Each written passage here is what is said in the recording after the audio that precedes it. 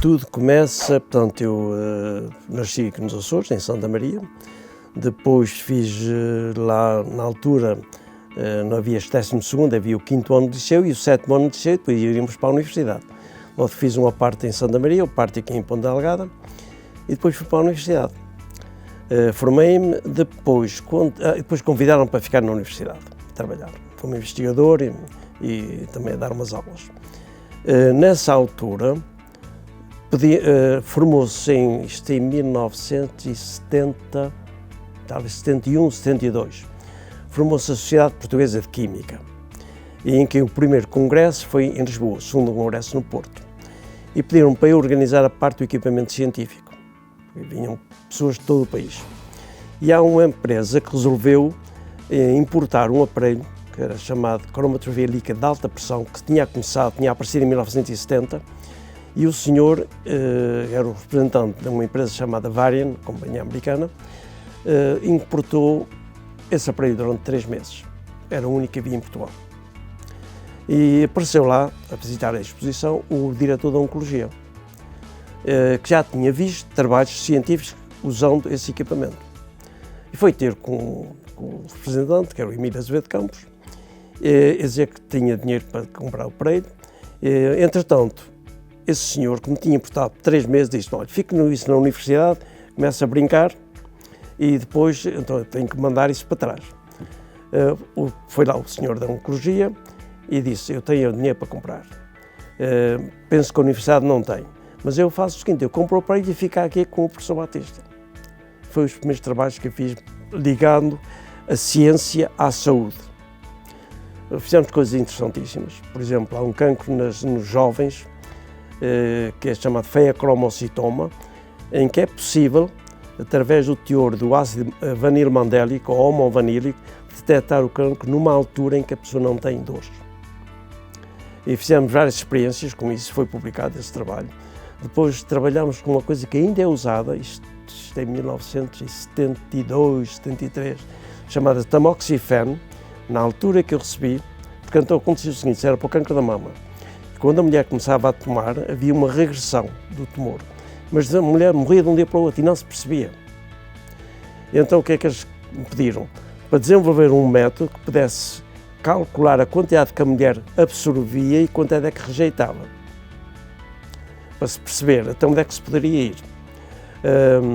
Pois esse medicamento ainda é usado hoje em dia para procedimento ao cancro da mama. Nessa altura, o medicamento que eu recebi dizia assim, not for human use. Já estava a ser usado em mulheres que estavam a servir de cobaias. Isto é em 1972, calculo. Portanto, isso deu origem ao seguinte, eu visitei o Canadá várias vezes e numa das vezes fui visitar um instituto de investigação em cancro. E portanto, já trazia alguma experiência e eles convidaram-me para ficar no Canadá. Eu pedi uma equiparação ao bolseiro sem vencimento porque me pagavam no Canadá e estive lá um ano, portanto, para depois voltar para Portugal. Entretanto, decidi fazer depois um doutoramento lá e depois fiquei 16 anos. Depois comecei a pensar que havia coisas interessantíssimas nos Açores. Recordo-me que as pessoas usam ainda muitas vezes planta para tratar determinadas doenças. E nas plantas existem compostos extraordinários, como falamos na bromelina, por exemplo, no chá. Porque nós temos que compreender uma coisa. Um corpo normal tem à volta de 10 trilhões de células e em cada segundo que passa há milhões de reações químicas que estão a realizar dentro do nosso corpo. Elas são influenciadas pela nossa alimentação, sobretudo pelos medicamentos que nós tomamos, pelos poluentes, etc. Temos é que estudar muito bem essas reações e ver como é que podemos alterar isso. Eu dou aulas em medicina, estou estudando medicina. É uma coisa que eu procuro dizer-vos. Vocês, quando acabarem o curso, vão ter o vosso cérebro lavado pelas companhias farmacêuticas, que é preciso receitar medicamentos. E há doenças que podemos, às vezes, eliminá-las ou curá-las, ou atenuar os efeitos, através de uma alimentação mais correta. E eles compreendem, não é? Portanto, foi mais ou menos, depois, quando eu estive ligado ao Instituto de Investigação em Cancro, eu percebi-me de uma coisa, o valor da alimentação. Então, toda a minha investigação daí para a frente foi mais ou menos nesse sentido. Como é que podemos reduzir o risco de determinadas doenças através de uma alimentação correta? E podemos. Não, aliás, tudo aconteceu de uma sequência mais ou menos lógica. Portanto, foi a minha ligação à oncologia, o estudo de oncologia do Norte, foi a sorte que tive de ser convidado para trabalhar com homens extraordinários. Trabalhei com o professor Jeremy Carver, que era diretor da Faculdade de Medicina. Recordo-me a primeira vez que o vi, eu tinha um laboratório e ele não estava, na altura estava fora. E quando ele veio assim, mal vestido, com a camisola, eu pensei, este indivíduo enganou a segurança e anda aqui a pedir esmolas nos laboratórios. Pois ele apresentou-se, era o diretor da faculdade.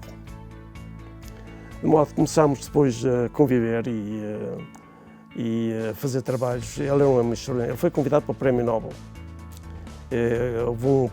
Houve um rapaz novo que teve um cancro, que resolveu andar de cidade para cidade para angariar fundos para isso. E ele foi dos indivíduos que recebeu parte desses fundos para fazer a sua investigação.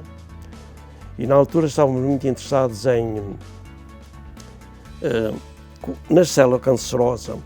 Existem receptores para determinados compostos, que normalmente são oligosacáridos. Na célula cancerosa, esses oligosacáridos é diferente de uma célula normal. E, portanto, o que é que estava a pensar? Se a gente conseguisse sintetizar esse oligosacárido, poderíamos juntar um agente de quimioterapia e ele ir só para aquelas células, que tivesse aquele oligosacárido, e não matar outras células. Porque muitas vezes os medicamentos que nós usamos vão atuar quer sobre células cancerosas, agora já há medicamentos mais inteligentes, mas antigamente só matavam as células cancerosas, mas também as normais. E o que era preciso arranjar medicamentos que fossem só para aquele tipo de células. E andámos a sintetizar isso. E consegui-se avançar desses grandes avanços nessa altura, já em 1980, já quase pós 90, nessa altura. Olha, um deles que acabou há pouco tempo, tive 4 anos a trabalhar nele, com uma aluna que fez doutoramento sobre as algas, que há bocadinho falámos. E, portanto, eu convidei-a para ela fazer parte desse projeto.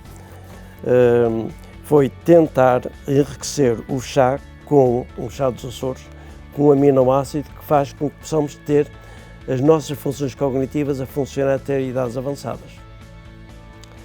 Isso deu-me muito prazer, porque vejo agora os resultados. Vejo que as pessoas que estão a tomar o chá, por exemplo, mais rico nesse aminoácido, que é a L-tianina, que têm efeitos. E porque nós, à medida que vamos envelhecendo, uma das coisas que vamos ter é mais Alzheimer. Eu digo isso aos alunos de medicina, porque nós dormimos mais, nós comemos mais alimentos com agrotóxicos, nós andamos mais debaixo de stress do que os nossos pais ou que os nossos avós. Então, tudo de condimentos para ter Alzheimer. E o que é que esse chá rico nesse aminoácido faz? Vai nos reduzir a possibilidade de ter menos demência e menos Alzheimer. O nosso cérebro tem cerca de 25%, tem cerca de 2% do peso do nosso corpo. Uma pessoa de 70 quilos, o cérebro à volta de 1,4 kg, mas absorve 25% do oxigênio que nós respiramos. Porquê? Porque o cérebro precisa de muita energia. E a energia vem da glucose, dos açúcares, particularmente nós todos os dias comemos glucose, todos os dias comemos frutos. E essa glucose é levada às células, através da insulina, vai para uma zona da célula chamada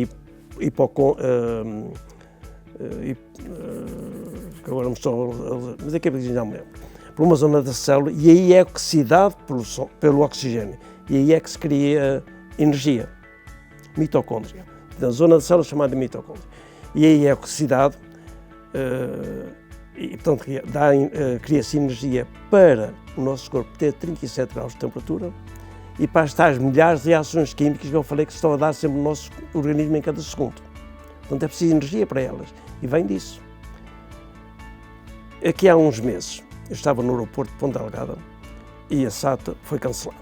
Depois começámos a falar e há uma senhora que me diz: nunca ninguém me disse porque é que eu tenho a minha temperatura de corpo muito baixa. E eu disse: a senhora é diabética. O diabético, como tem pouca insulina, não vai tanta glucose, porque é levada pela insulina até a tal mitocôndria. Como não vai tanto, o diabético tem uma temperatura mais baixa. Em vez de 37, tem à volta de 35. Depois perguntei-lhe se ela não era diabética. Ela disse não. Disse, a senhora come açúcares, come doces? Não, não como doces. E frutos? Também não como frutos. Então tem a resposta. Então, se não tem açúcar, não há possibilidade de ele ser oxidado e dar energia para ele ter os tais 37 graus de temperatura no corpo.